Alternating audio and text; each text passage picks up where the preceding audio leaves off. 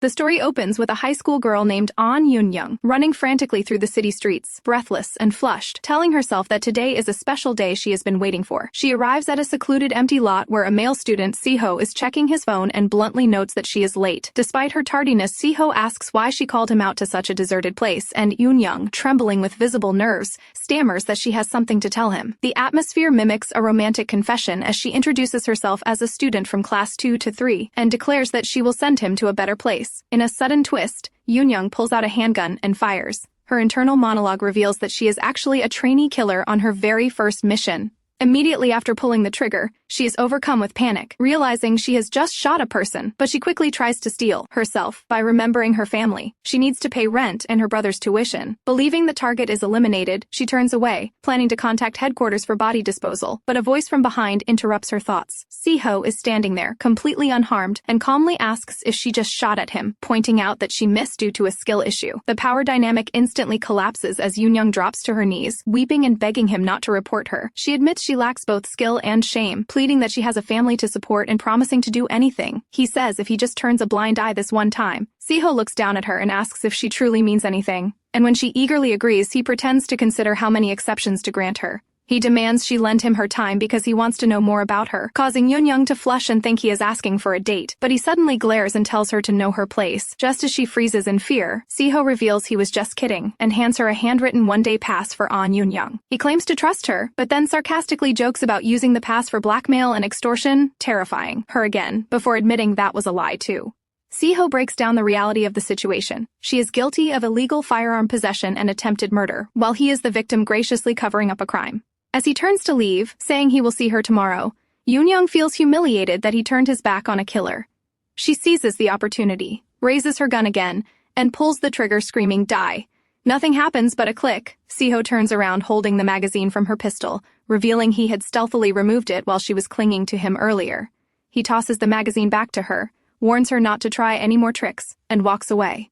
Left alone, Yoon is stunned by his calm demeanor in front of a killer, but resolves to eventually kill him to secure her future as an official assassin. The perspective then shifts to Siho, revealing that he is actually Black Agent Siho of the National Intelligence Service. A few months ago, the NIS director was kidnapped, and the only suspect identified from CCTV footage was the high school girl, An Yoon. To investigate without alerting a potential insider threat, the NIS deployed Siho, their first underage Black agent, to go undercover in her class. However, despite his elite skills, Siho reveals a fatal flaw. He has terrible social skills and is extremely shy around strangers, failing to speak to her even once in 2 months. He reflects that while he chose the wrong approach initially, her assassination attempt has finally broken the ice, and now the real mission begins. Despite resolving to complete her mission, Yoon remains anxious, convinced that Siho is no ordinary civilian due to his nerve and knowledge of firearms. She hypothesizes that this situation is actually a secret final test by her company to see if she can handle non-civilian targets for a promotion. Her internal monologue is interrupted when Siho approaches her at school and casually asks if she is thinking about the attempted murder she committed yesterday, causing her to panic and beg him to lower his voice. While the school views Siho as a perfect student, handsome, academic, and social, he uses this persona to corner Yoon, demanding that she walk to school with him starting tomorrow. Yoon interprets this as blackmail and frantically offers to pack him lunchboxes, but Siho declines, stating that meeting every morning to walk together is enough. As the conversation ends, he whispers a chilling warning that she better show up if she is still alive, leaving Yoon determined to kill him before the school day ends.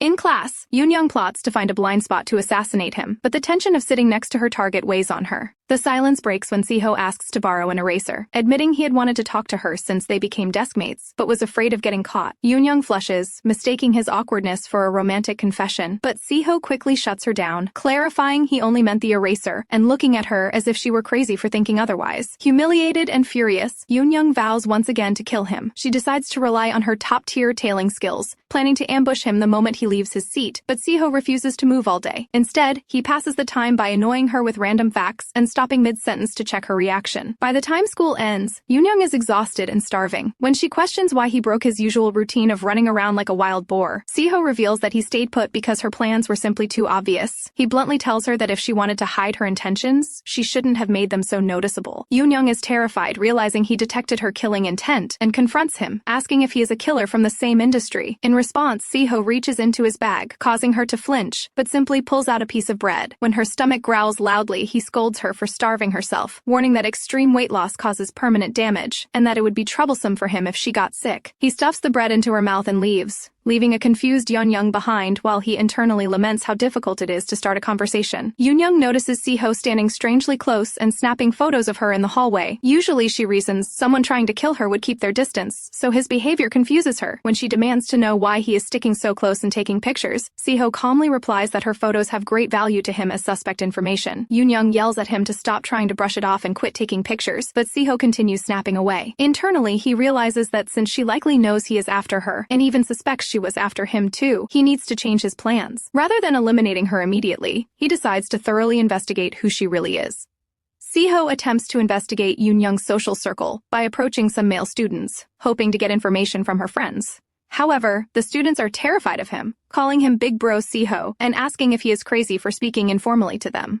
Realizing his intimidating reputation is a hindrance, Si-ho decides to try a different method, getting information from his devoted fangirls. He approaches a group of girls, asking if they are the ones who follow him, and suggests he could join them to learn a few things.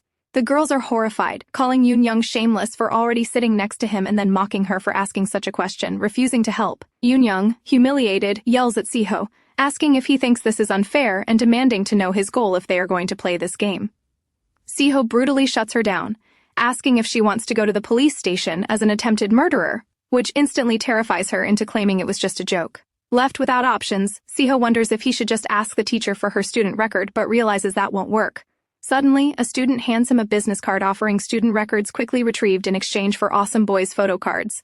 Si-ho immediately texts the number introducing himself as An Yoon-young to request the info, and the broker agrees in exchange for photos of class 2 to 3 so Si-ho. Yoon-young, watching him text, giggles to herself, thinking he is in big trouble now. During PE class, Yoon-young notices Si-ho has left his seat, and the classroom is empty. She seizes the opportunity to search his desk, hoping to find personal information or weaknesses. Inside, she finds snacks, a molecular biology textbook, and a gun that she notes is well-maintained and shiny. Confused as to why he has a gun in school, she digs deeper and is shocked to find a grenade, a rifle, and even an RPG launcher coming out of the desk in her imagination or reality. Si-ho catches her in the act, stating that going through someone else's drawer is not a good habit. Terrified that she has been caught by a killer, Yoon-young screams and flees the classroom. As she runs, she convinces herself that Si-ho is definitely a skilled killer who pretended not to be one to put her at ease, and now that she knows his identity, he will kill her. Si-ho chases her, shouting for her to stop and warning that she will die if she keeps going. Yoon-young interprets this as a death threat, screaming that he can't have her life. As she sprints towards the stairs, she trips and falls over the edge, lamenting that she is dying without accomplishing anything for her siblings. Si-ho catches her mid-fall, saving her life. Yoon-young, trembling in his arms, asks why he saved her when it was a perfect chance to make it look like an accident. Si-ho lies, claiming the PE teacher sent him to find her because she was late, and dismisses her accusation of him being a killer as nonsense, offering only one explanation for why the killer targeting her hasn't killed her yet. He claims he wants to know more about her because he likes her. Yoon-young blushes heavily, stunned by the confession, while Si-ho thinks to himself that he merely used his mission failure as an excuse to get closer. Later, Si-ho reviews his investigation notes, realizing he has found no definitive proof she is the kidnapper, despite wiretapping and tailing her. He decides he must investigate the only place left, her home. He considers using a freedom pass but deems it too blatant, and calling her by name is awkward after the incident on the stairs. At school, Yoon-young acts strangely, touching her hair and making incoherent noises, which Si-ho interprets as possible suspicion of his identity, though he concludes she isn't smart enough for that and considers shooting her might be easier. He decides to approach slowly and avoid provoking her. Si-ho visits a bookstore and buys a book titled Live Skillfully, Everything About Communication, Romance Edition, to learn how to interact with her. Following the book's advice to show an open attitude, he stares at Yoon-young intensely, making her uncomfortable. When she asks what he is doing, he says he is open to listening to her worries, but she yells that he is supposed to know them already. He then tries the advice to laugh it off with a bright smile when things get awkward, but his forced smile terrifies Yoon-young, who thinks he is plotting something scary. Trying the next tip, Si-ho offers a helping hand to show they have a special relationship. He tells Yoon-young that if she has a problem, he will help, citing their excellent employer-employee relationship referencing the freedom pass. Yoon-young is unamused, asking if he is serious, and Siho quickly backpedals, saying it was a joke. Yoon-young coldly thanks him and walks away, leaving Siho realizing he made a mistake. He consults the book again, which advises apologizing if a mistake caused distance. Siho catches up to Yoon-young and apologizes for anything he said that hurt her, but Yoon-young snaps that apologizing won't change her mind because she knows his ulterior motives. She declares she won't talk to him or walk to school with him anymore, threatening to report him to the police if he doesn't keep his distance. Realizing she is truly angry and refusing to talk, Siho decides to use his last resort to save the operation. He attempts to compliment her tied-up hair, telling her it is pretty. Yoon-young blushes, but then Siho ruins it by adding that it suits her better than her side braid, which insults her previous style. Yoon-young gets angry again, asking if he is serious. Siho mentally notes that the compliment strategy was a success because her mood improved. She blushed, deciding he has overcome the crisis. Emboldened, Siho abruptly asks Yoon-young to go to his house. Yoon-young is shocked and screams, "What?" Refusing to go to a dangerous person's house. Siho realizes his mistake and changes tactics, showing up at her convenience store job coincidentally. Yoon-young accuses him of stalking, but he claims he just wanted to study for their performance assessment together. Yoon-young calls him ridiculous, asking what killer and target study together at home. Siho offers to help her with her 3 part-time jobs for free in exchange for studying at her house later. Exhausted by her workload, Yoon-young hesitantly considers it. The convenience store is empty, and Yoon-young doubts he needs to help, but suddenly a horde of elementary school students returning from academy rushes in. The chaos is overwhelming. Hellgate. But Siho steps in. He pulls his gun on the children to maintain order or just radiates intense aura, shocking Yoon-young, who yells at the psycho to put the gun away. However, they manage to handle the rush, and even the boss praises Siho. They move to her next job at the Jolmei snack bar, managing the work efficiently, though Yoon-young is exhausted. Walking home, Yoon-young complains about her tough day, and Siho asks why she pushes herself so hard. She reveals she is supporting her family, a preschooler, an elementary student,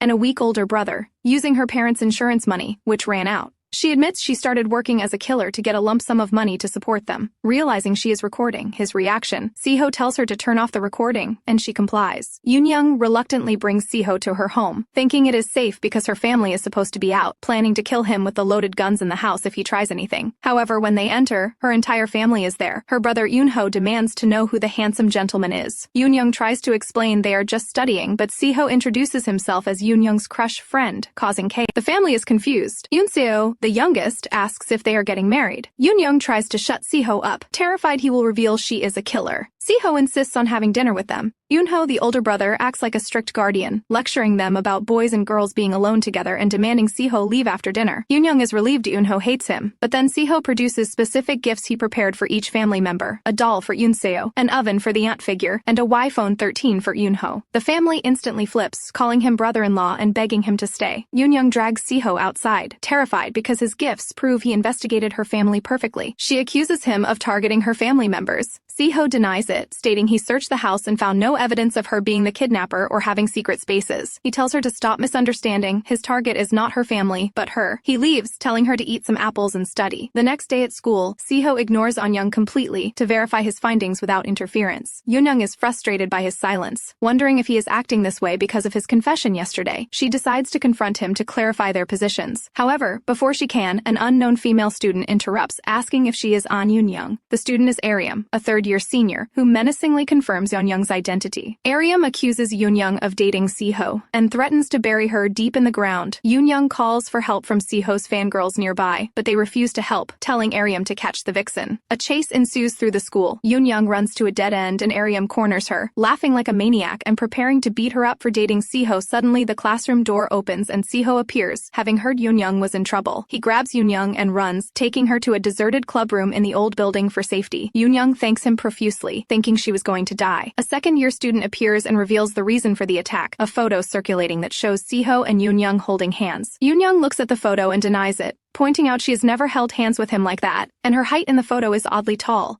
She realizes someone made a fake photo to spread rumors. Siho confirms this, stating the purpose is clear: to erase Yoon-young from this world. The story introduces Yoo Chi-young, one of the few underage black agents in the National Intelligence Service. Several years ago, he survived a dangerous attack by a foreign agent that claimed his mother's life, a tragedy he survived only because he was saved by a skilled operative. That savior was Siho. Inspired by his hero, Chi-young became a black agent himself, and years later, he was assigned a mission to monitor and protect the person he admired most. According to his mission parameters, Chi-young believes he must save Siho from falling for the target's seduction. He approaches Yoon-young in a secluded hallway, menacingly telling her she cannot imagine the critical situation she is in.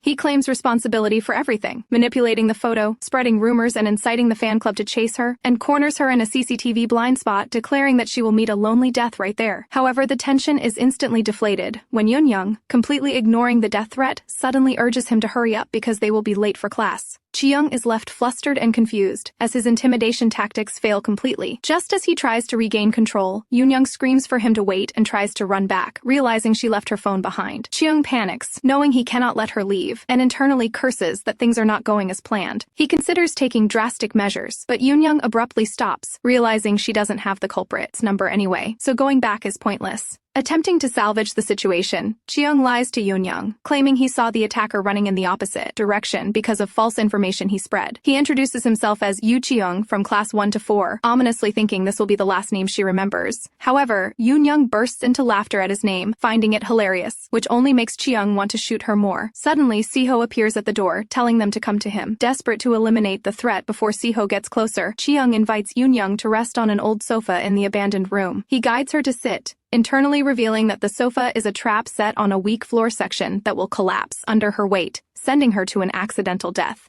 He views this sacrifice as necessary to save Siho.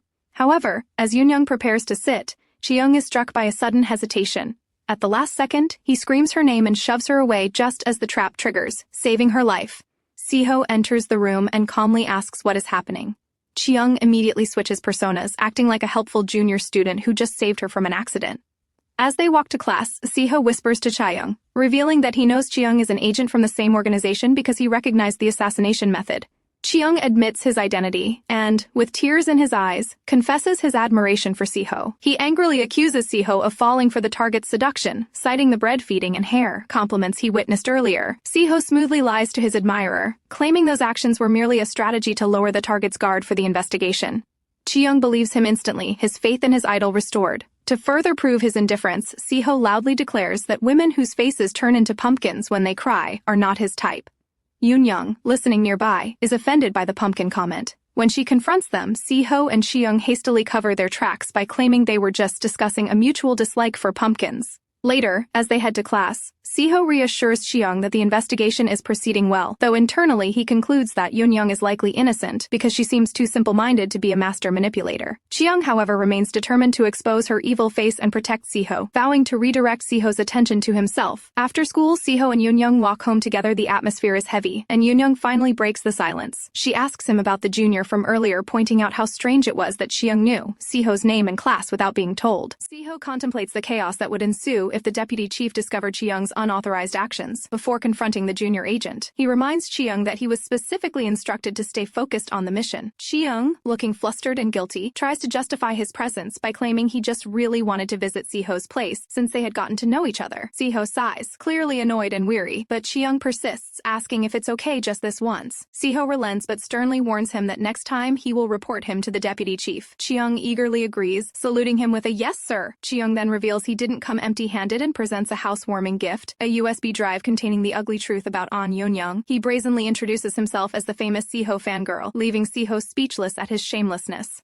Inside, Ji-young marvels at Siho's apartment, admiring the kitchen that reveals his cooking skills, and excitedly commenting on a chalkboard filled with mission notes and sugar wrappers on the floor, which he calls evidence of a top agent's intense brainwork. Siho dryly asks if Ji-young is mocking him. Chaeyoung, acting like a casual merch collector, asks if he can have the t-shirt Siho is wearing, claiming he became an agent just to meet him. He tearfully recounts how hard he worked and pulled strings to become an agent like Siho. Siho, feeling awkward, apologizes for the misunderstanding. Ji-young then asks for a favor as an apology. Can he take one of Siho's knives as a souvenir? Siho stares at him blankly, before firmly telling him to be reasonable. Ji-young then asks to use Siho's laptop to check the USB. Siho watches him, noting that Ji-young's desktop is a mess and teasing him about not being great with computers. When Ji-young opens the USB, he dramatically presents the ugly truth. A folder full of photos of Yoon-young picking her nose, sleeping in class, and stuffing her face with food.